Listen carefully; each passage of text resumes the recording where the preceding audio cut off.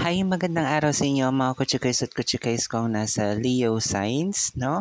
Ito na ang inyong reading para sa ano nga ba ang life situation mo sa ngayon, no? For your financial at your love situation. So take what is only resonating to you guys and don't take what is not resonating sa inyong life situation.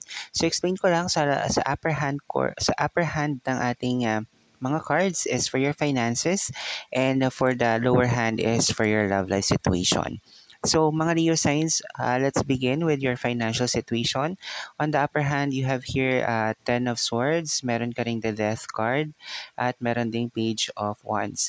So sa nakikita ko in terms of your finances, mga Leo signs, you need to be very much careful, no?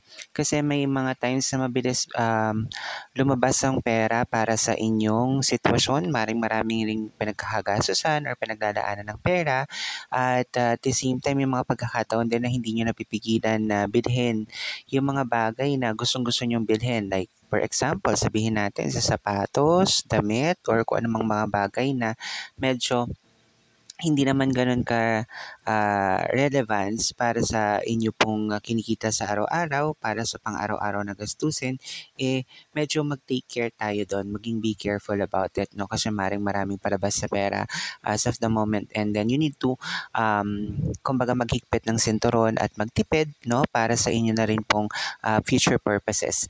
Plus, I'm seeing here na maaari rin pong magkaroon ng announcement. Ibig sabihin, maring may ilan sa mga kaibigan mo or mga kalala mo or maring business partner to whom um, to whomever na makukuha yung gantong announcement regarding sa pera na maring extra income or extra profit for you as of the very moment, mga kutsikoys at kutsikoys kung nasa Leo sign. So may mga bagay na dapat na baguhin in terms of anong tawag dito, paggastos, no? Especially sa pagtitipid nga ng pera. Sabi ko maghigpit at the same time ay magtipid, no? Magipit ng sinturon at magtipid.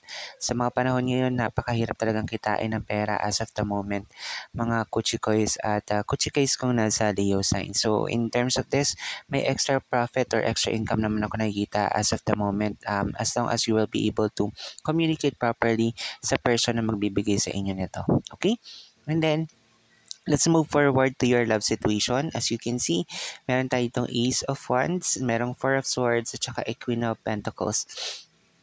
I'm seeing na a lot of you, mga Leo signs, no, ay maaaring nakikita ko na ang ilan ay naghihintay magbuntis or maaari rin magbuntis as of the moment. Plus, I'm seeing na maaaring iba napapagod na siguro kaya hintay na magbuntis, no? Parang I'm seeing na maaaring merong surrogation or maaaring magkaroon ng surrogate mother in some of you, mga Leo signs. And I'm seeing that there's a lot of you rin naman po na masyadong mapagmahal, mapagkalinga, and all at the same time sa inyong partner sobrang napakamatiisin at mapagmahal, no? Nakikita ko rin naman na on your love situation, everything is perfectly fine. Plus, ang maganda rin dito kasi aside sa pinapakita niyo yung pagmamahal nyo to your partner is reciprocating to it naman. So nakita ko mahal din naman kayo ng partners ninyo, mga Leo signs, no? Yun nga lang may mga bagay na parang gusto mong ipahinga, maaaring napapagod na kasi you've been trying harder na magkaroon ng pagbubuntis sa relasyon ninyo ng partner mo. But this time, maaaring magkaroon or magbuntis na, no? To some of you na medyo nagkaroon ng mahirap na pinagdaanan from the past regarding sa pagbubuntis or pagkakaroon ng anak.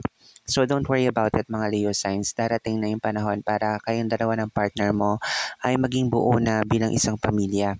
So all at the same time, huwag mo lang din pababayaan ang sarili mo. Plus, ayun nga, pagpatuloy mo lang din yung pagmamahal mo with your partner, no?